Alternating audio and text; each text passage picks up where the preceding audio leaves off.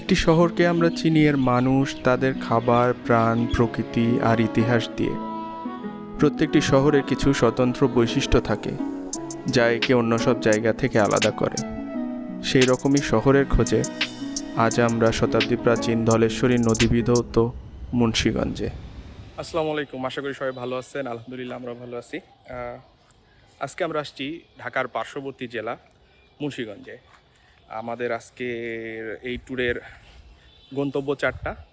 একটা হলো ঠিক যেখানে আমরা দাঁড়িয়ে আছি সেটা হলো ইদ্রাকপুর ফোর্ট বা ইদ্রাকপুর কেল্লা। এরপরে আছে হলো সোনারং জোড়া মন্দির, জোড়া মঠ মন্দির, আর একটা আছে হলো বাবা আদমের মসজিদ, আর একটা জমিদার বাড়ি আছে, ওইটাতে যাইতে পারবো কিনা জানি না, সম্ভব হলে যাব। আজকে প্রচণ্ড গরম, তো আমরা সকাল সকালই রওনা দিছিলাম এবং সকালে আমরা রওনা দিই কল্যাণপুর থেকে, যাই গুলিস্তানে এবং সিএনজি যোগে। সেখান থেকে আমরা বাসে করে যাই হলো নারায়ণগঞ্জে এবং নারায়ণগঞ্জ থেকে আসি মুন্সিগঞ্জে। আমরা মুন্সিগঞ্জে নেমে এক জায়গায় নাস্তা করার জন্য থামি, সেটা হলো কাচারি নামে একটা জায়গা, সেখানকার লক্ষ্মী মিষ্টান্ন ভাণ্ডারে। সেখানে আমরা খাই পরোটা, ডিম, সবজি আর মিষ্টি, এবং প্রত্যেকটা খাবারই অনেক ভালো ছিল। এবং আমার মনে হয়েছে যে যদি আপনি মুন্সিগঞ্জে ঘুরতে আসেন তবে ওইখানে নাস্তা করতে পারেন। ওইখানকার নাস্তাটা আসলে আমাদের সবার খুব ভালো লাগছিল। সেই মিষ্টির দোকান থেকে নাস্তা করে আমরা প্রায় 2-3 মিনিটের মধ্যেই এই ইদ্রাকপুর কেল্লায় চলে আসি। ইদ্রাকপুর কেল্লাতে আপনাদের প্রবেশ মূল্য 10 টাকা করে। আর এইটার যে ছোট্ট করে এটার ইতিহাস বলতে গেলে বলতে হয় যে এটা হলো সপ্তদশ শতকে নির্মিত, এবং মোগল আমলে এই বাংলাকে সুরক্ষার জন্য 3টা দুর্গ নির্মাণ করা হয়, যেগুলো মোটামুটি সামরিক কাজে ব্যবহার করা হতো। তো এবং বাইরের দস্যুদের থেকে এই জায়গাকে এবং এই বাংলার এই অঞ্চলটাকে সুরক্ষা দেওয়ার জন্য এই জায়গাটা তখনকার শাসকরা নির্মাণ করে।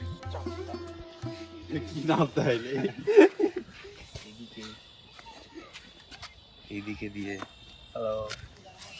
এই যে এর ভেতরে একটা হলো দূরে গুলি করার জন্য আর একটা কাছে গুলি করার জন্য। এই ফোর্টে যেন একসাথে অনেকে ঢুকতে না পারে, তো সেই জন্য এরকম গলির মতো করে প্রবেশ পথটা ছিল। লালবাগ কেল্লা, লালবাগ কেল্লার এটার সাথে সংযোগ ছিল। ওই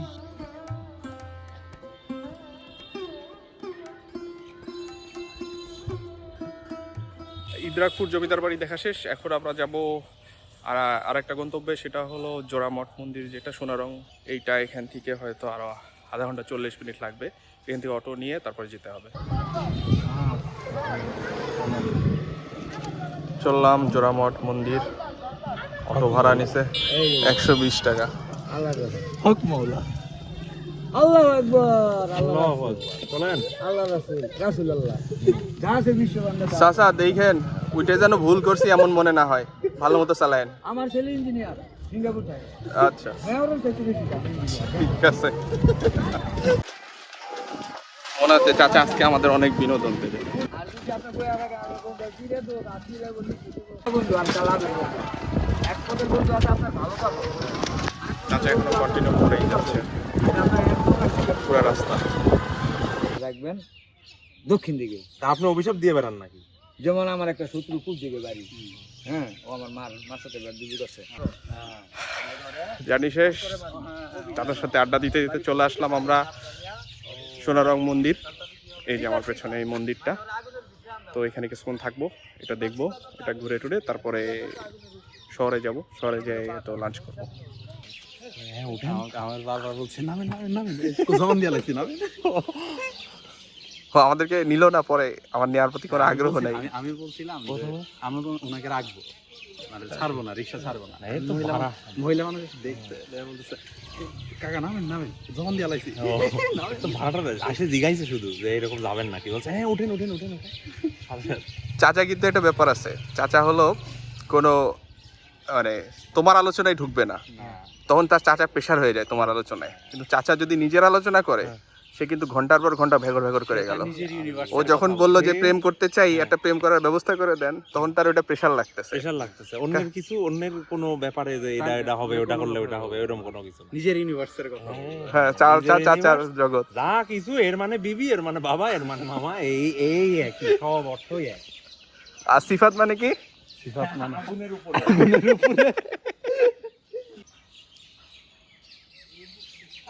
মন্দির তো যাতা সুন্দর, যাতা সুন্দর, মানে খুবই সুন্দর। দেখে তো মানুষ আসতে চাবে না এত দূর। আরে আমরা আসছি না, আসা না আসাটা ব্যাপার না, ব্যাপার হলো জিনিসটাকে সংরক্ষণ করা। এই যে সংরক্ষিত আছে, এটা সংরক্ষিত। দেখেন এত সুন্দর একটা মন্দির, কিন্তু এর আশেপাশে কোনো একটু বাগান টাগান থাকলে বা একটু সুন্দর করে যদি গাছগুলা ছেড়ে রাখা হইতো তাহলে কত সুন্দর লাগতো। আমরা যেই সোনারং জোড়া মঠ মন্দিরে আসছি, সেইটা 1843 খ্রিস্টাব্দে স্থাপিত হয়। আর এটার 2টা টাওয়ার আছে, দেখতে পাচ্ছেন এইরকম, এই জন্য এটাকে জোড়া মঠ মন্দির বলে। আর এই যে সোনারং যে জায়গাটা আছে, এটা মুন্সিগঞ্জের টঙ্গিবাড়ি উপজেলার একটা গ্রাম, খুব সুন্দর একটা গ্রাম। আমরা আসার সময় রাস্তায় খুব সুন্দর একটা দৃশ্য দেখতে দেখতে আসছি, যে চারিদিকে গাছপালা, অথবা কোথাও কোথাও পুকুর, কোথাও কোথাও মাঠ, অবারিত প্রান্তর। আর এই জায়গাটা আমার চারপাশে আপনি দেখতে পাচ্ছেন যে প্রচুর গাছপালা, আর আমার পিছনে একটা পুকুর আছে, ঠিক মন্দিরের ঠিক অপোজিটেই এক পুকুরটা। তো সব মিলাই ভ্রমণ পিপাসু যারা আছে তাদের জন্য খুবই সুইটেবল একটা জায়গা এটা। কিন্তু আফসোসের ব্যাপার একটাই যে আমার মনে এখানে প্রত্যন্ত অধিদপ্তরের কোনো কাজ দেখলাম না। এখানে মিনিমাম একটা এটার ইতিহাস কিংবা এটা কবে স্থাপিত হয় এগুলো কিছুই এখানে লেখা নাই। আমি গুগল করে যা জানতে পারলাম সেটুকুই আপনাদের বললাম। আর এখানে কালী এবং শিবের পূজা হতো, এখন পরিত্যক্ত। আর আমি যতগুলো মন্দির দেখছি এ পর্যন্ত, তার মধ্যে সবথেকে বেশি হাইটওয়ালা মন্দির এটা, প্রায় 150 ফুট। আমি জানি না আপনারা এখান থেকে এর হাইটটা বুঝতে পারতেছেন কি না। অনেক উঁচা এবং অনেক লম্বা একটা মন্দির, মানে স্ট্রাকচারটা অনেক লম্বা। তো আমি এটা এখনও অনেক শক্তপোক্তই আছে। এটাকে সংরক্ষণ করলে এটা আরও অনেক দিন টিকে থাকবে, এবং এটা আসলে আমাদের ইতিহাস ঐতিহ্যের একটা বড় অংশ হিসেবে আমাদেরকে বছরের পর বছর হয়তো আমাদেরকে আমার অতীত স্মরণ করিয়ে দেবে, কিংবা আমাদের ইতিহাস সেটার একটা অংশ হয়ে থাকবে। আমাদের এখানে আসতে মোটামুটি আধা ঘন্টার উপরে লাগছে অটোতে করে। তো যারা আসতে চান, মানে আমার মনে হয় যে মুন্সিগঞ্জে আসলে এই জায়গা অবশ্যই ঘুরে যাওয়া উচিত। এই জোড়া মন্দির দেখা শেষ করে আমরা বের হলাম, এখন রাস্তায় হাঁটতেছি। এই গ্রামের মধ্যে এখনও কোনো যানবাহন পাইনি, তো বেটার হয় আপনারা রিজার্ভ করে আসবেন, যে আপনাকে সে ঘুরাই আবার নিয়ে যাবে। আমরা আমাদের যে অটোটা নিয়ে আসলাম ওটা ছেড়ে দিছি, বাট হাঁটতে খারাপ লাগতেছে না। আজকে আবহাওয়া শুরু দিয়ে খুব গরম ছিল, কিন্তু গ্রামে এদিকে মেঘলা মেঘলা আবহাওয়া, ঠান্ডা পরিবেশ, এবং গ্রামটা অনেক সুন্দর, তো যে কারণে খুব বেশি প্যারা লাগতেছে না। এই গ্রাম থেকে বের হয়ে একটা অটো বা করে একটা যানবাহন করে আবার সেই কাচারি এলাকায় যাব। ওখানে হোটেল টোটেল দেখছি, তো ওখানে হয়তো দুপুরে কোথাও লাঞ্চ করব। দুপুরে লাঞ্চ করার পর আমাদের আর একটা জায়গা, সেটা হলো আদম মসজিদ। হ্যাঁ, আদম মসজিদ, তো বাবা আদম মসজিদ, ওই মসজিদটা দেখব। তারপরে হয়তো নদীর পাড়ে যাব। আর একটা যে জমিদার বাড়ি আছে ওইটাতে আর যাচ্ছি না। পুরো রাস্তা আস্তে আস্তে এরকম অনেকগুলো টিনের বাড়ি দেখছি, এবং টিনের বাড়িগুলো খুবই সুন্দর।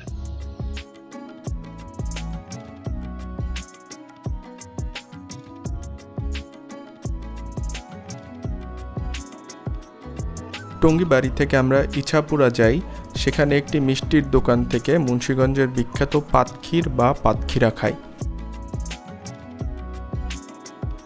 ইছাপুরা থেকে সিপাহীপাড়া যাওয়ার পথে আমরা ইছামতি নদীর অপরূপ সৌন্দর্য দেখতে পাই। মুন্সিগঞ্জের একটা ইউনিক বৈশিষ্ট্য আছে, যেটা হলো এরকম বাড়ি বিক্রি হয়। আমার পেছনে দেখতে পাচ্ছেন অনেকগুলো বাড়ি এরকম বানানো আছে অলরেডি। এগুলো নিয়ে যায় কারো জমির ওপর বসায় দিবে, যা সেট করে দিবে। তো আপনি চাইলে, মানে কেউ একজন চাইলে এখান থেকে বাড়ি কিনে নিয়ে নিজের বাড়িতে যেয়ে বসাইতে পারে। এটা খুবই ইন্টারেস্টিং লাগলো। মীর কাদিম যাওয়ার পথে এই বাড়িগুলো দেখলাম, তাহলে আপনাদের সাথে শেয়ার করি। সিপাহীপাড়া মোড়ে এসে আমরা দুপুরের খাবার খাই ধানসিঁড়ি নামে রেস্তোরাঁ থেকে। সেখানে খাবার আমাদের ভালোই লেগেছে, বিশেষ করে ভর্তা আর মাছের মাথা দিয়ে রান্না করা লাউয়ের তরকারি অনেক সুস্বাদু ছিল। আমরা আজকে আমাদের লাস্ট ডেস্টিনেশনে চলে আসছি। আমরা আসছি হলো সিপাহী পাড়ার খুব কাছাকাছি একটা জায়গা, বাবা আদম মসজিদের নাম। এটা হলো প্রায় পঞ্চদশ শতকে নির্মাণ করা হয়। মসজিদের ভেতরে নামাজ পড়ে কিনা জানি না, সব গেট টেট বন্ধ দেখতেছি। আর ঠিক ওই সময়কার যেই মোগল স্থাপত্য বা মোগল আমলে যে মসজিদগুলো বানানো হতো সেগুলোর মতোই একটা মসজিদ এটা। জালালউদ্দিন ফাতে শাহের আমলে মালিক কাফুর নামে এক ব্যক্তি এই মসজিদটি নির্মাণ করেন।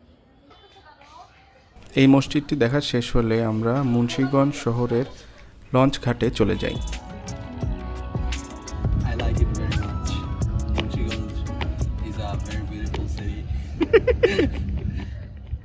আরে ইন্টারভিউ দিতে হবে না, সরি বলা যাবে না, যা বলছো বলে ফেলাইছো।